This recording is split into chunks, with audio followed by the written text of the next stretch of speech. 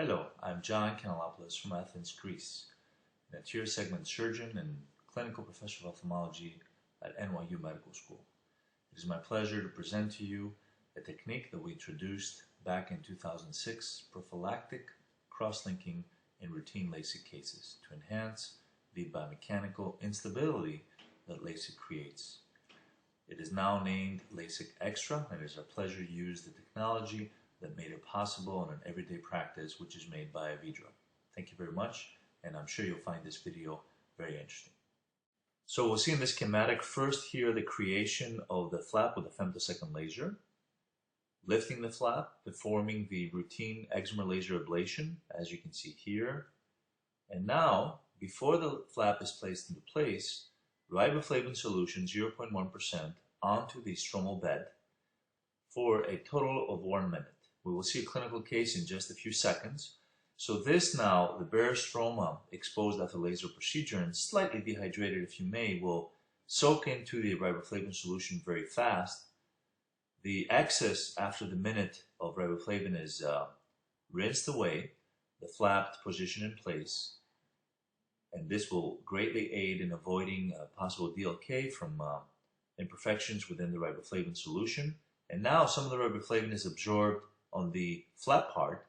Then the KXL cross-linking device by Avidra is centered on the eye, and 30 milliwatts are placed onto the cornea for a duration of just 1 minute. And this device is extremely eloquent. We had described this technique initially using 10 milliwatts for 3 minutes, and obviously this shortens the procedure. This is the patient preoperatively, and now the laser with an Alcon refractive suite. You can see the FS200 excimer laser and the EX500 excimer laser. State-of-the-art equipment for LASIK today. Here the FS200 femtosecond laser will be applanated onto the cornea. The final tuning of the actual placement of the femtoflap take place. Now the femtoflap begins, and in an astonishing time of 6 seconds, we have a myopic Lasik flap ready. We will then lift the flap. Here are the numbers. We will cross-link the higher myopic eye. So here we're using a single irrigation cannula as the instrument to lift the flap, and this obviously aids in becoming a single instrument procedure.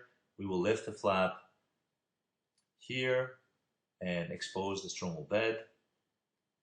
Make sure that the hydration is homogeneous, and then the excimer laser treatment is performed. This is the EX500 by Wavelight Alcon.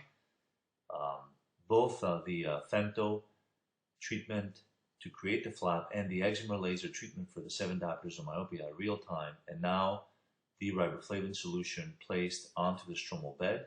We'll use several drops for a total of 1 minute. And then after a minute duration, we will put the flap back into place, and then rinse excessively in order to remove any imperfections. You can see in this blue-eyed patient that there's significant riboflavin retained within the stromal bed. And this is the KXL Avidra device, preset at 30 milliwatts. It fits very nicely snug between the femto and the excimer laser. Patient in supine position, still in the refractive suite bed. Treatment takes place, cornea, the next day, perfect, pristine 20/20 vision. This is the cornea topographies a week later, and on OCT, slight hyperreflectivity at the area of the flap. Again, before and after, a perfect result, enhanced for stability with prophylactic cross-linking. Thank you.